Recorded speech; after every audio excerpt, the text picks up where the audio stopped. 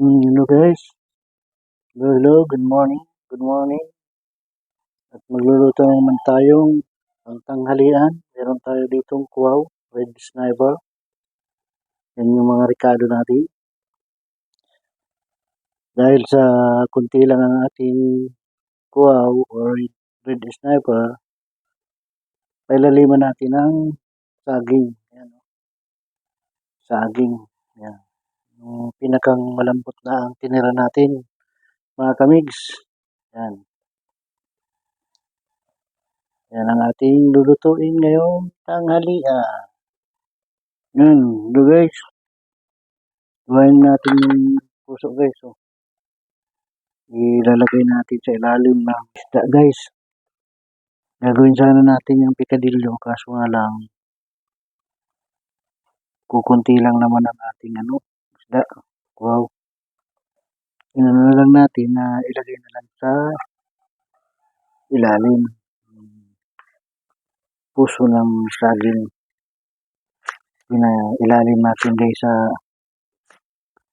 isda.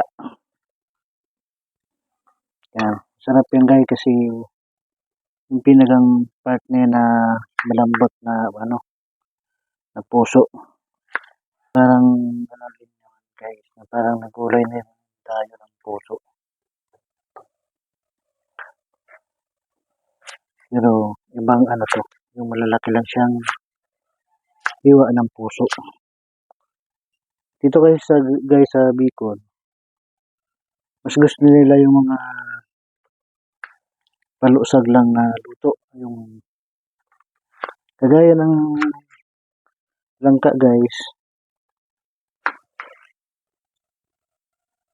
Ang gusto nilang mga hiwa, mga malalaki lang siyang hiwa, yung langka.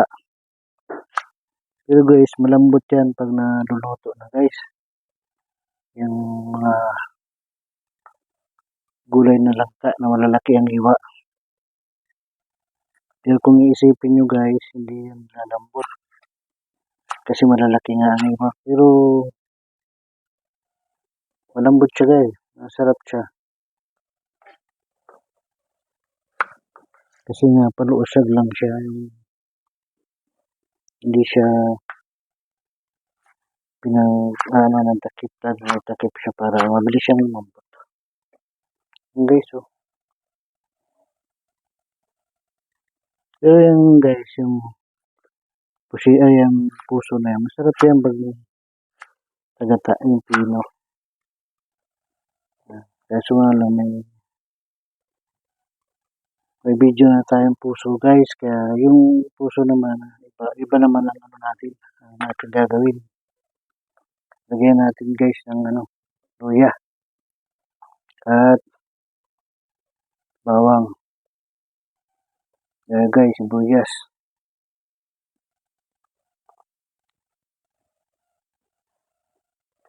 Lalagyan na natin ng konting kamatis guys sa puso. At sunod natin gagawin guys, ilagay na natin yung ating isda, yung red sniper. Yung mga maliliit talaga siya guys. Kunti lang kasi ang nabiling isda guys. Kaya wow, kaya ito lang kaya pinatong lang natin sa puso. Ating gagataan yan guys. Yan, lagay na natin dyan yung sili saka sibuyas. Luya, yan, sama-sama na natin yan guys. Para yung sili niya. Para pagkulo niya ay pasok na sa yan. Lagyan natin ng kamatis. Yan.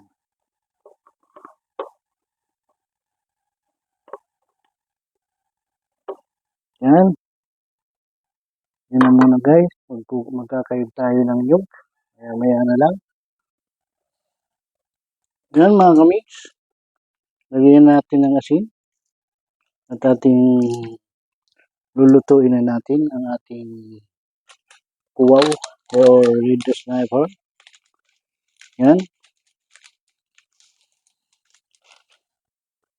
At lagyan natin ng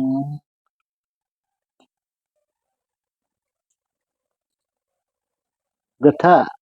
Yung pangalawang gata lang guys. Muna. Yan. Lutuin muna natin guys yung ating gulay sa ilalim. Yan guys. Lagyan natin ng paminta. Yan.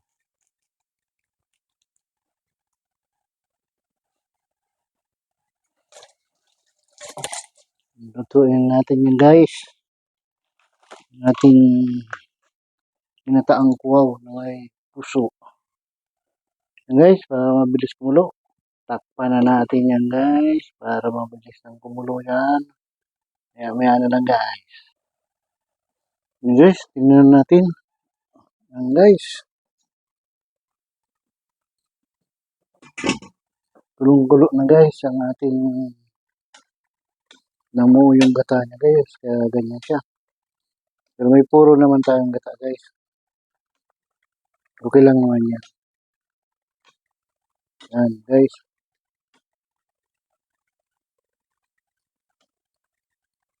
Yan guys, ang ating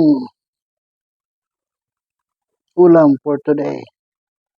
Binataang kuwaw na may puso. Yan. Ano na rin yan, parang semi-picadillo na rin. Kaya lang, pinailaliman lang natin ang puso guys. Yan.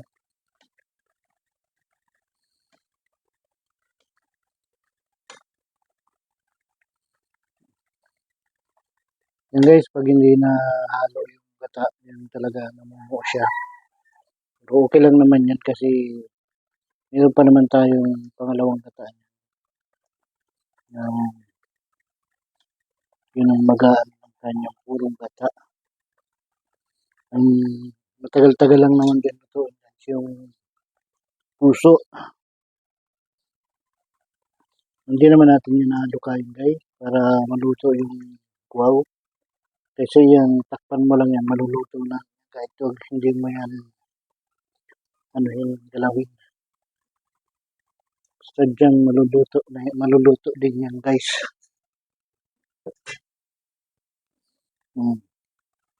Yan guys, nakulo na din naman siya.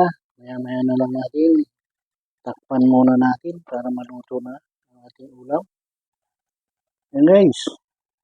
Yan, kulong-kulo na guys. Ang ating niluluto. Yan guys. Ang ating ginataang kuwaw o red sniper. Yan o.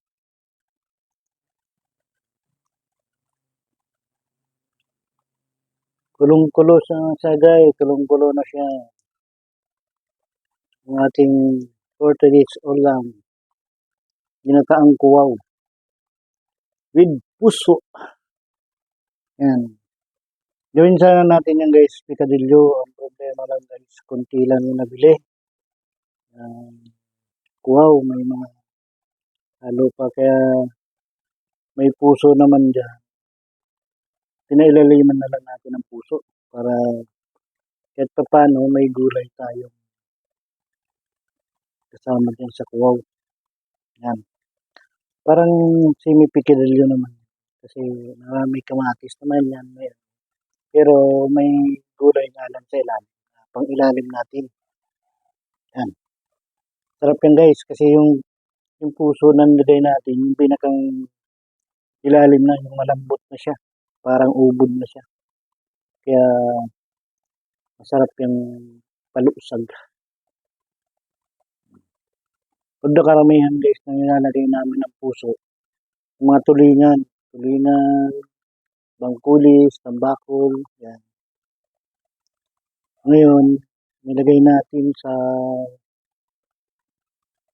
wow, lalagyan pa naman natin yan ng purong gata guys. Yan, ano yan, yan isda na yan. Kaya maya na lang guys, paibas-ibasin muna natin para paglagay natin ang purong gata, lalong sasarap yan ating niluluto. Guys, kulong-kulo na siya guys. Lagay na natin yung ating purong gata guys. Yan. Purong gata yan guys. Yan ang ating purong gata. Yan. Lagay na natin yan. Ating purong gata.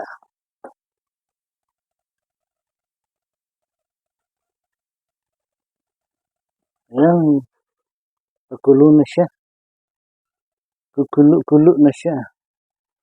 Yan. Huwag natin hayaan guys na pabayaan na gata guys kasi pag namuo siya, parang matitira sa kanya yung parang tubig siya. Kaya pag ginaganyan natin siya guys, yan, hindi siya makukwarta. Yan, sarap yan guys.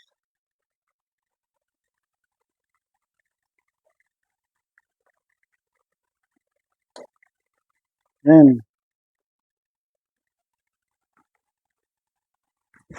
Shout out dyan, Kuya Mac. Ayan ang Kuya Mac, nagata tayo ng kuwaw. Kaya lang hindi natin nagawang pikadilyo kasi kukunti lang. Inaluan ko na lang ng puso sa ilalim. Yan Kuya Mac. Yan yung sinasabi mong masarap ang gatang kuwaw. Yan po. Magaling din po yan magluto si Macmac TV Official. Ayan po ang kanyang channel. Pa-support na lang po. Yan. Maraming salamat po. Yan po siya po ang nagano na mas masarap ang pikadilyo na kuwaw. Gagawin ko sanang pikadilyo to, kaso nga lang kukunti lang yung isda. 'Di ba? Baka mag-away-away kami dito kasi baka mabitin yung isda lalo na kung masarap ang pagkagata. Balit meron naman tayo diyang puso. Pinailaliman ko na lang ng puso mga kamix para hindi magkulang ang ating ulam sa tanghalian. Sakto pa rin siya. Ayan, Kuya Mac. Nagluto na tayo ng ginataang kuwaw or red sniper. Ayan. Lataan niya natin kung masarap talaga ang kanyang sabaw. Ang sarap nga, Kuya Mac. Ang sarap. Nice. Yan, kunting timpla na lang. Uking-uking na siya ang kanyang panlasa. Yan. Yan. Kunting kulo na lang yan guys. May ulam na naman tayo sa tanghalian. Grabe guys. Talagang nung araw guys, yung itong kuwaw na to, hindi yung pinapansin kasi masakit yan makatinik, yung mga ano niya sa likod. Yung mga tinik-tinik siya, matalim yan. Kaya dati, nung naglalaot pa kami, ang hinuhuli namin noon ay tulingan. Iniiwan na namin yung sa lambat. Kasi mas inuuna namin yung tulingan kasi yun yung mahal-mahal. Kasi yan, hindi pa yung pinapansin nung araw. O lumura pa yan. Tapos pagdating namin sa tabi, yung pinapakuha na lang namin sa mga nagsasalubong sa amin. Yung inaano naman la. Tapos yung mga naiwan tulingan, yan, sa kanila na yun. Sila na ang nag-aano yun. Hindi pansinin yun ng araw yung kuwaw na yan. Pero ngayon, marami nang nakakaalam na mas masarap pala yan ang ano niya, yung paksiw, yung adobo, na isda, yung pikadilyo, yan. Ngayon, tumaas-taas ng kanyang presyo. Bihira na rin yan ano, may buwan na lang sabi nga ni Kuya Maki. Ngayon yata ang tagbuhan ng kuwaw kasi ngayon marami na naman kuwaw na lumalabas. Yan guys. Maya na lang basi-basi natin. Yan guys. Luto na ang ating ulam ngayon tanghalian guys. Ano? Kung titignan mo siya na maigi, parang pikadilyo siya. Yan. Kasi nilagyan ko rin siya ng maraming kamatis. May luya din naman siya. Yan. Kaya ang lasa niya lang talaga ng sabaw yung sa puso. Yung puso ng saging. Yung lasa niya. Sarap din naman talaga ang lasa ng saging. Pero guys, pag nakaluto kayo niyan, masasabi nyo masarap pala talaga ang lasa ng kuwaw. Yung Red Sniper. Yan guys, hanggang dito na lang muna ang aking munting vlog. Maraming salamat po sa inyong suporta at panonood sa aking mga ginagawang video. Mag-iingat po kayo lagi saan man po kayo nandoon. At huwag niyo pong kalimutan mag-like and share and subscribe na rin po. At pakipindot na rin ang ating notification bell para po updated po tayo sa ating mga ginagawang video.